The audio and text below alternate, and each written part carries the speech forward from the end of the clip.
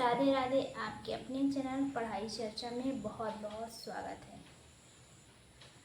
अगर आप UP TGT या पीजीटी 2026 में तैयारी कर रहे हैं तो ये वीडियो आपके लिए बहुत इम्पोर्टेंट होने वाली है। लास्ट तक ज़रूर देखिएगा, मिस नहीं करिएगा, क्योंकि आपके पास अब अनलिमिटेड टाइम नहीं बचा है। सवाल यहाँ पे ये है कि आपके पास 80 दिन का समय मिला है। तो सवाल यहाँ पे ये होता है कि 80 दिनों में सबसे बड़ा सवाल ये है कि क्या पढ़ना है, क्या छोड़ना है और कितने घंटे पढ़ना है हमें। जैसा कि आप लोगों को स्क्रीन पे देखा होगा, अगर आप अच्छी मोटी बुक भी पढ़ो तो 3 महीने कम पड़ जाते हैं उसको अच्छे से पढ़ने के लिए। तो बिल्कुल भी समय ना गंवाते हुए आप अपनी तैयारी में बिल्कुल लग जाइए। अब हम बात करते हैं, सबसे बड़ा सवाल ये है कि इन 80 दिनों में क्या पढ़ना है और क्या छोड़ना है और कितने घंटे पढ़ना है। देखिए, हमने बगल में स्लाइड भी लगा दिया है, आप स्लाइड के द्वारा भी समझ सकते हैं। इन 80 दिनों में हमें क्या क्या चीज़ें फॉलो करना है, कौन सी इम्पोर्टेंट चीज़ें पढ़ना है। तो आपकी प्रिपरेशन अगर 80 दिनों का सही से यूज किया तो प्रिपरेशन अच्छी होगी, लेकिन अगर आपने सही स्ट्रेटेजी या हर चैप्टर, हर बुक और पीडीएफ पढ़ते रहेंगे तो ये 80 दिन भी आपके कम पड़ जाएंगे। अगर आप सही से अपना डिसिप्लिन नहीं बनाएंगे पढ़ाई का तो वो भी आपको कम पड़ जाएंगे। अब चलिए हम चलते हैं कि आपको 80 डेज में कैसी स्ट्रेटेजी बताऊंगी जो कि प्रिपरेशन के हिसाब से आप फॉलो कर सकते हैं। हमें क्या पढ़ना है, क्या नहीं पढ़ना है, क्या छोड़ना है, क्या इम्पोर्टेंट है। अब पहले आप एग्ज़ाम समझोगे। ओके, तैयारी किस चीज़ से करनी है हमें, अब हमें ये देखना है। हमारे सामने दो बड़े हिस्से हैं, सब्जेक्ट और जीके जीएस। एक आपका सब्जेक्ट, दूसरा आपका जीके जीएस। तो ध्यान में रखिएगा कि 90 नंबर का आपका सब्जेक्ट रहेगा और जीके जीएस में टोटल 30 नंबर का क्वेश्चंस रहेगा। ओके,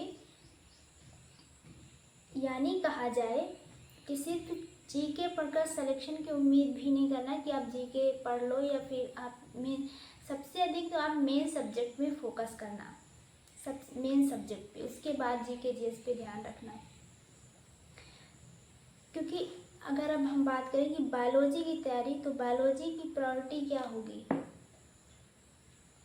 साथ साथ जीके जीएस रोज़ थोड़ा थोड़ा करना है और बिल्कुल भी गलती नहीं करना है। जीके जीएस भी धीरे धीरे, मतलब आप आधे घंटे 1 घंटे का समय जीके जीएस में भी दीजिएगा। ये नहीं कि आप एकदम से छोड़ दो, लेकिन ज़्यादा फोकस आपको ज़्यादा टाइम मेन सब्जेक्ट पे देना होगा। अब हम 80 दिनों में 4 हिस्सों में डिवाइड करेंगे। ओके, हमने बगल में स्लाइड भी लगा दिया, आप इस स्लाइड के द्वारा भी आप अपनी तरीके से भी समझ सकते हैं, फॉलो कर सकते हैं। आप कहीं कॉपी में लिख लीजिएगा ताकि आप उस तरीके से फॉलो कर सको, क्योंकि टाइम बहुत कम है। इसमें इम्पॉर्टेंट हिस्से पर इन दिनों में एक साथ नहीं देखूँगी। जैसे मान लो कि 4 फेज में डिवाइड करूँगी, 80 दिनों को 4 हिस्सों में बांटूँगी, ऐसा समझ लो। अब हम इसको 4 फेज में, पहले 30 दिन में हमें क्या काम करना होगा। पहले 30 दिन में आपको सिलेबस कवर और कॉन्सेप्ट क्लियरिटी करना होगा। सिलेबस को कवर करने में और कॉन्सेप्ट को क्लियर करने में थोड़ा आप ज़्यादा फोकस करो, ध्यान रखो कि आप सब्जेक्ट के इम्पोर्टेंट चैप्टर्स को पूरा करना है। हर चैप्टर के बराबर समय मत दो, जैसे पूरे चैप्टर को, मतलब जो आपको इम्पोर्टेंट चैप्टर लगे उन चैप्टर पे आप ज़्यादा ध्यान दो। पहले कि आप प्लांट फिजियोलॉजी चैप्टर ख़त्म कर लो, उसके बाद ह्यूमन फिजियोलॉजी, फिर उसके बाद जेनेटिक्स। ये सारे टॉपिक ज़्यादा इम्पोर्टेंट हैं, इनको ज़्यादा पहले कवर करने की ज़रूरत है। ओके, अब हम कौन से क्वेश्चन, ठीक है, आपका टारगेट क्या होना चाहिए। पहले 30 दिनों में syllabus maximum important point cover करना है। 30 दिनों में आपको सिलेबस का मैक्सिमम इम्पॉर्टेंट पॉइंट्स कवर करना है। ओके, अगले 20 दिनों में हमें क्या करना है, मान लो डेज 31 या 50 पे, यहाँ बाकी स्ट्रेटेजी आपको बदल जाएगी। यहाँ सिर्फ पढ़ना नहीं है, आपको क्या करना है, PYQ, मॉक टेस्ट और रिवीजन भी करना है। अब हम बात करते हैं आपने जो पढ़ा उससे क्वेश्चन सॉल्व करो, क्योंकि एग्ज़ाम आपको किताब नहीं, एग्ज़ाम में आपको जैसे कि किताब नहीं लिखनी है, आपको क्वेश्चंस को देखकर तुरंत आंसर क्या होगा, मतलब आपकी पढ़ाई अच्छी से होनी चाहिए, ज़ोरदार होनी चाहिए कि आपको कहीं कन्फ्यूजन ना रहे चीज़ों को लेके। ओके, अब हम बात करते हैं कि एक अलग जैसे मिस्टेक नोटबुक, जैसे आपने कहीं गलतियां कर रहे हैं, आपको चीज़ें समझ में नहीं आ रही, तो वहाँ पे आप एक नोटबुक भी बना के चलिएगा। अब गलती कहाँ नहीं करनी है, कॉन्सेप्ट में कन्फ्यूजन या फिर क्वेश्चन जल्दी में गलत पढ़ लिया, नोटबुक बाद में काम आएगी। ये सब गलती यानी कि जहाँ आप गलती करते हो उसके लिए भी आपको करना है। अब अगले आते हैं अगले 20 दिनों पे क्या करना है। रिवीजन प्लस टेस्ट या प्रैक्टिस सेट, आपको रिवीजन करना है, टेक्स्ट या प्रैक्टिस सेट लगाना है, मॉक टेस्ट देना है। अब नया पढ़ना कम से कम करो, यानी कि ये जो नई नई चीज़ें, नए लेक्चर, नई वीडियो, नई बुक से पढ़ना ये थोड़ा कम करो।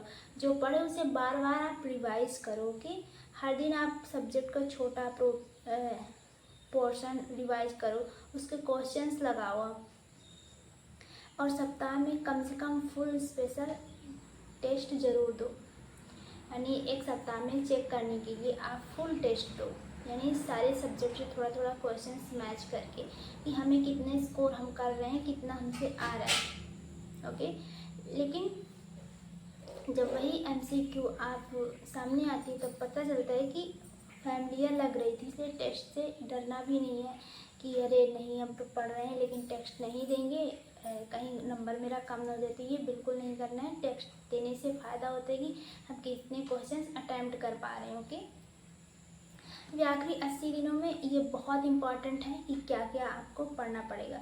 कोई नया बड़ा सोर्स नहीं लेना है, कोई नई बुक नहीं लेनी है आपको, कोई रैंडम PDF नहीं लेना है, कोई टीचर नहीं बदलना है। जैसे कि दिनों में कोई नए टीचर, नया लेक्चर, ये सब आप जैसे करने लगते हो, नई बुक, कहीं दूसरे टीचर फॉलो कर लिए, तो ये सब गलतियाँ नहीं करनी है। ओके, अब इन 10 दिनों में आखिरी समय में हमें ये पूरी स्ट्रेटजी आखिरी समय में भी बदलना नहीं है। आपको क्या करना है, जैसे revision, PYQ, mock test, important facts. अब हम बात करते हैं टाइम टेबल का, रोज़ कितने घंटे पढ़ना है। मैं ये नहीं कहूँगी कि हर स्टूडेंट 12 घंटे या 14 घंटे पढ़ाई करे, ओके, लेकिन सिचुएशन सबकी अलग अलग होती है। 6 घंटे पढ़ सकते हो, 6 घंटे कंसिस्टेंसी रहनी चाहिए। अगर आपके पास टाइम है 6 घंटे का, तो आप उस 6 घंटे में आप एक कंसिस्टेंसी होनी चाहिए पढ़ने की। अब इसके बाद हम आते हैं कि पहले 3 घंटे में आपको क्या करना है, सबसे सब्जेक्ट यानी टॉपिक वाइज।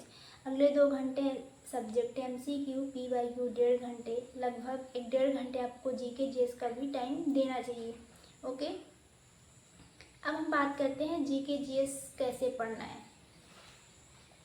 मेरी सलाह कि GK GS की आखिरी 15 दिन के लिए मत छोड़िए, क्योंकि अगर आपने ऐसा किया तो बहुत सारा कंटेंट एक साथ प्रेशर बढ़ जाएगा। आपको ऐसा भी नहीं करना है,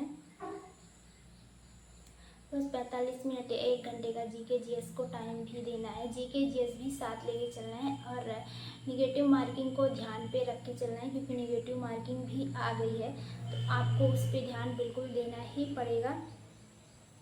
सिलेबस और प्रीवियस क्वेश्चन पेपर के हिसाब से प्रिपरेशन, आज का टॉपिक, ये सब आपको ध्यान देना पड़ेगा। अब हम बात करते हैं, ज़्यादा लंबी वीडियो नहीं करने वाली हूँ, ज़्यादा आपका समय नहीं लगेगा। आज सबसे इम्पोर्टेंट बात है कि सब्जेक्ट को कैसे पढ़ना है। बायोलॉजी की तैयारी कर रहे हो, पूरा चैप्टर सिर्फ आगे पढ़ रहे हो, चैप्टर के 3 स्टेप। कॉन्सेप्ट, पहले कॉन्सेप्ट को समझो, फिर क्वेश्चन लगाओ, फिर उसके बाद टॉपिक और MCQ लगाओ। मेन चीज़ पेपर एग्ज़ाम का सिर्फ 3 चीज़ ये है कि theory, practice set, mock test, PYQ, और PYQ तो बहुत इम्पॉर्टेंट है। ओके, अब हम बात करते हैं कौन कौन सी गलतियां नहीं करनी है। ओके, हमें कौन कौन सी गलतियां यहाँ नहीं करनी है। 5 मिस्टेक जो 80 दिनों में बिल्कुल ये नहीं करना है आपको। पहली गलती बार बार सोर्स बदल देना। एक बुक पढ़ी, दूसरी बुक उठा लो, फिर कोर्स लिया, दूसरा कोर्स ले लो, ये गलती नहीं करना। दूसरी गलती सिर्फ लेक्चर देखना, वीडियो देख कर लगता है पढ़ाई हो गई, आप उसको पढ़ो ना, उसका शॉर्ट्स नोट्स ना बनाओ, ये भी बहुत बड़ी गलती है आपकी। जैसे आज आपने पढ़ा, 20 दिन बाद वापस देखा तो बहुत कुछ चीज़ें भूल जाती हैं। बहुत क्या, थोड़ा बहुत पॉइंट में याद रहती है, सब कुछ ही भूल जाता है अगर आप रिवाइज नहीं करोगे तो। चौथी गलती टेस्ट से मतलब टेस्ट देने के लिए कि नहीं नंबर कम आएंगे, तो बिल्कुल इससे घबराना नहीं, आपको देना ही पड़ेगा। आप जब तक स्ट्रेटेजी फॉलो नहीं करोगे तो कैसे हो पाएगा। चलिए नेक्स्ट वीडियो में हम मिलेंगे।